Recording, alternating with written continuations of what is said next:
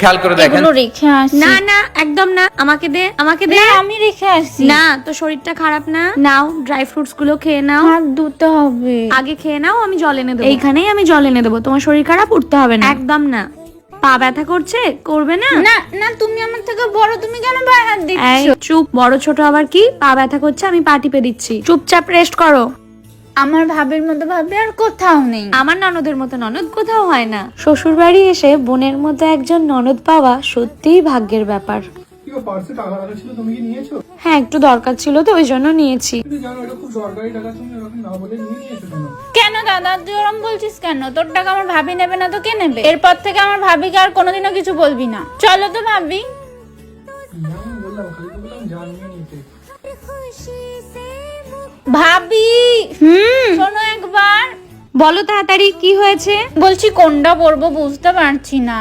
তুমি তুমি যেটাই পরবে সেটাই ভালো লাগবে। এটাও সুন্দর, আর ওটা দেখি, এটাও ভালো, তবে এটা বেশি সুন্দর। ঠিক আছে, এটা বেশি ভালো। তুমি যেটা বলবে আমি সেটাই পরবো। এটাই পরো। শিওর? আজ আমার ননদিনীর পছন্দের খাবার বানাচ্ছি। কি বানাচ্ছো? পায়েস বানাচ্ছি। হ্যাঁ, এটা তোমার ফেভারিট। হ্যাঁ, আমি জানি তো আমার ননদিনীর ফেভারিট খাবার পায়েস, তাই বানাচ্ছি। Thank you. মিষ্টি ননদিনী আমার। কি গো, বেরোচ্ছ তুমি? হ্যাঁ, একটু বেরোলাম। আজকে আমাকে নিয়েও একটু বেরোও না। তুমি কোথায় বেরো? আমি তো বন্ধুদের সাথে যাচ্ছি। কেন রে, আজকে তো আমার ভাবিকে নিয়ে বেরোতে পারিস? সবসময় বন্ধুদের সাথে ঘুরতে যাওয়া কি? ও আমাদের মাঝে গিয়ে কি করবে? ঠিক আছে, যা, আমি আমার ভাবিকে নিয়ে বেরোবো। চলো ভাবি। সংসারে ননদ ভাবির একে অপরকে সাপোর্ট করাটা খুবই প্রয়োজন।